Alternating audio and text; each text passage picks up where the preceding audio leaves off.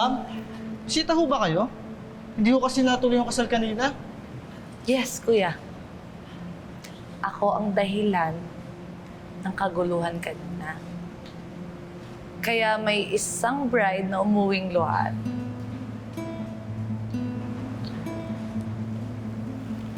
Bakit mo ba talaga gustong pumunta dito? Kasi Eric, gusto ko mag-moment. Moment? Moment! Kasi dito nawasak yung love life ni Blair.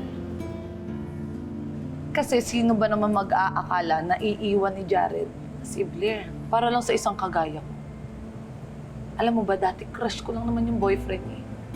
Inuutos-utusan lang nila ako. Nilalampaso. At minumudmud sakit.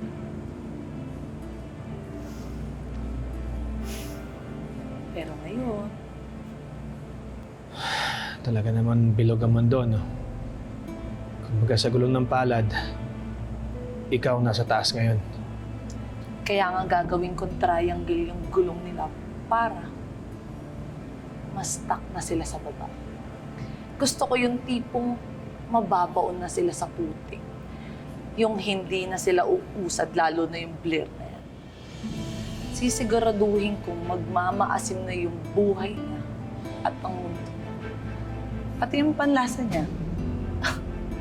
Habang ako nagmamatamis na maabot ko yung tagumpay na maagaw ko sa kanya si Jared.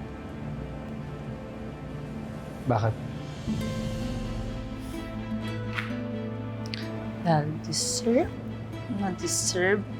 Na-deserve.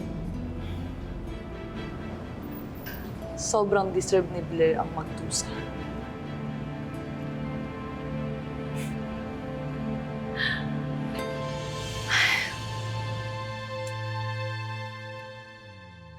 Anak!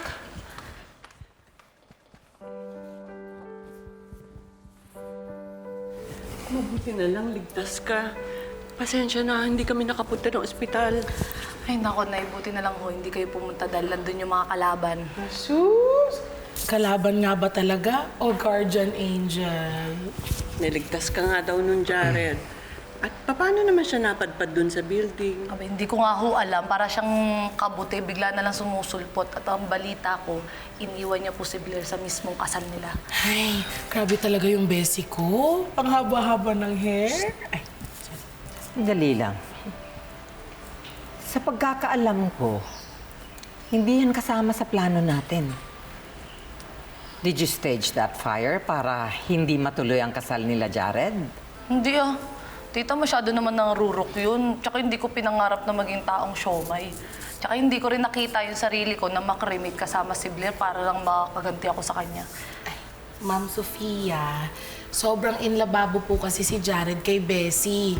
Kaya ayun, runaway groom ang peg. Niligtas nga ni Jared si Gigi sa sunog, pero dahil sa ginawa niyang yun, mas lalo niya binigyan ng dahilan si Blair na magalit kay Greta. Lalong hindi ka titigilan ni Blair ngayon.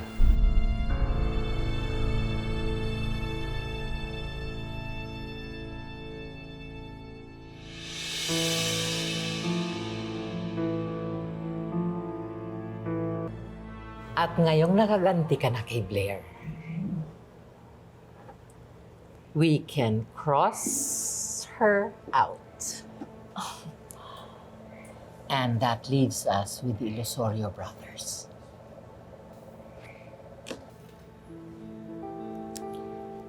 So, sino pong uunahin natin sa kanilang dalawa?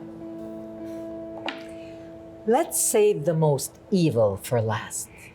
At syempre, si Magnus yun. So, ang next nating tatargetin si Jared. Because based on what he did today, kitang-kita na natin kung ano ang weakness niya. Right now, he is most vulnerable. In love siya sa'yo, di ba? Malambot ang puso niya sa'yo. Saksakin mo. Gamitin mo yung love niya para gantihan siya. Gawin mo sa kanya lahat ng ginawa niya sa'yo noon. And to borrow your words, pahopyain mo siya. But, guard your heart. At wag kang mahulog sa kanya. Ako?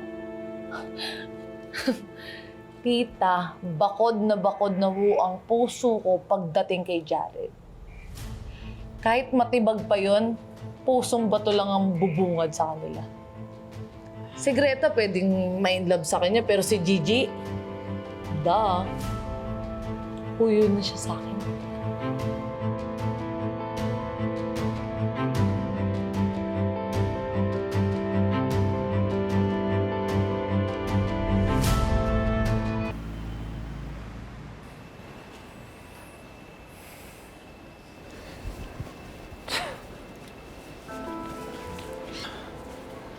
What are you doing here? Are you lost? Or don't tell me you're here to shop. I mean, don't you have your own clothing line? Doon ka na lang. It's none of your business kung bakit ako pumunta dito, Eric. Hoy, Greta. chillax nga lang kayong dalawang init ng ulo nyo. Greta, hi. I hope you're not busy. Yayayain sana kita kumain sa labas. I saw this really cool new restaurant just around the mall. Wait. I think you have the days mixed up, huh? Or you have wrong timing.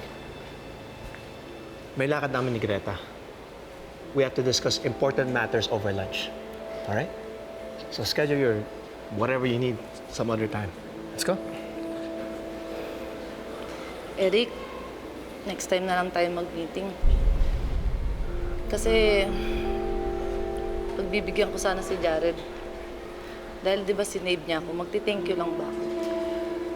Yeah, but Greta, nag-cancel na ako na lahat ng appointments ko just to see you. Pero kasi nakapag-desisyon na ako, Eric eh. Next time na lang tayo mag-usap.